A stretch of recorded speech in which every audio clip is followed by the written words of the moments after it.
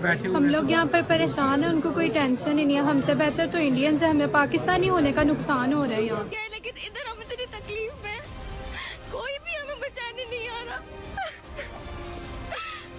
ये सारी लड़कियाँ उधर, उन लड़कों को उन्होंने मार के उधर भेज दिया है, कोई भी हमें पाकिस्तान से बचाने नहीं आ रहा।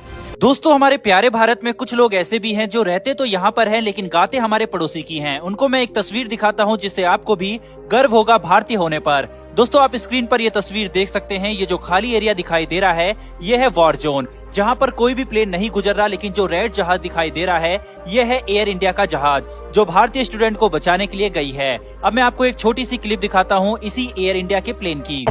Looks like he's very low on the glide slope. This could be an interesting one. And then after him we've got the A3. Oh no, he's off centre.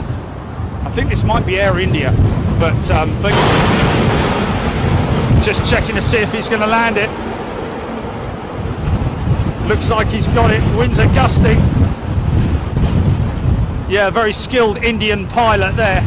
यह दृश्य देखकर हमारी पूर्व foreign minister late Sushma Swaraj ji का ये tweet याद आ जाता है, जिसमें उन्होंने लिखा था, even if you are stuck on the Mars, Indian embassy there will help you. और उनकी ये बातें सच भी साबित हो रही है। पूरी दुनिया में भारत के इस मिशन गंगा की चर्चा क्यों हो रही है, पाकिस्तानी क्यों इतने बेबस है कि भारतीय पीएम से मदद की गुहार लगा रहे हैं, उनकी वीडियो भी मैं आपको दिखाऊंगा। इसके साथ ही अमेरिका ने जो अब तक का सबसे घातक कदम रूस के खिलाफ उठा लिया है उस पर भी हम बात करेंगे। तो बिना वक्त गवाए स्टार्ट करते हैं इस वीडियो को। लेकिन दोस्तों, मेरी एक छोटी सी रिक्वेस्ट है कि मैं डेली वर्ल्ड अफेयर्स और डिफेंस से जुड़ी लेटेस्ट वीडियो आप तक लेकर आता हूँ। आपको बस इतना करना है कि नीचे दिए गए रेड कलर में सब्सक्राइब का जो बटन है उसे दबाकर बेल नोटिफिकेशन को ऑन कर लें, और ये बिल्कुल फ्री है। इससे हमारी डेली वीडियो आप तक पहुंचती रहेगी। दरअसल दोस्तों, यूक्रेन में जिस तरह के हालात बने हुए हैं, ऐसे में किसी भी कमर्शियल फ्लाइट का वहां पर जाना सुरक्षित नहीं है। कुल 25,000 से ज्यादा भारतीय स्टूडेंट वहां पर फंसे हुए हैं और इनको निकालने के लिए भारत ने ऑपरेशन गंगा चलाया हुआ है।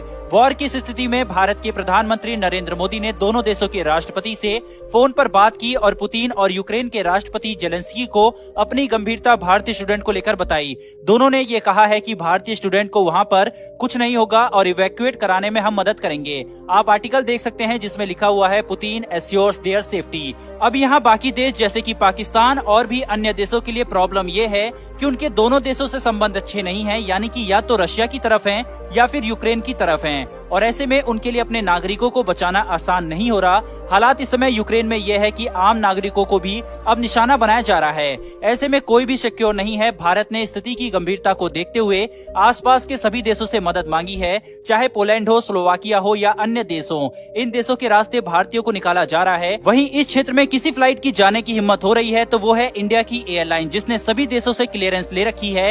यही वजह है कि तेजी से भारतीयों को निकाला जा रहा है, और इस वजह से पाकिस्तान का मीडिया, अवाम और वहां पर फंसे लोग अपनी एम्बेसी और अपने पाकिस्तानी पीएम पर गुस्सा निकाल रहे हैं, क्योंकि पाकिस्तान के प्रधानमंत्री इमरान खान को तो इस वॉर में एक्साइटमेंट दिख रही थी, जैसा कि उन्होंने रशिया में बयान दिया था।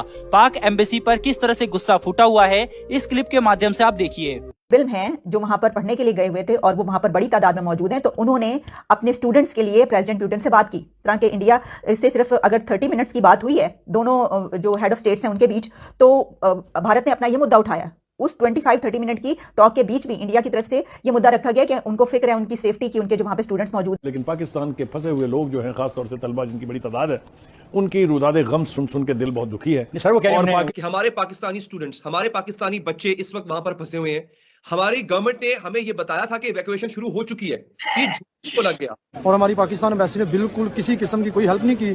सरासर पाकिस्तान में झूठ बताया जा रहा है, इधर बेखनों की जिंदगी गुजार रहे हैं। हमें तो इंडिया के सफारतखाने से इंडिया वालों को इत्तला मिली थी, लेकिन हमें कुछ भी बताया नहीं था। अच्छा, इंडिया वालों ने सफारत खाने ने इंडिया वालों को वहां से इतला करके पहले से बता दिया, लेकिन आपको किसी ने कुछ नहीं बताया पाकिस्तानी सफारत खाने ने?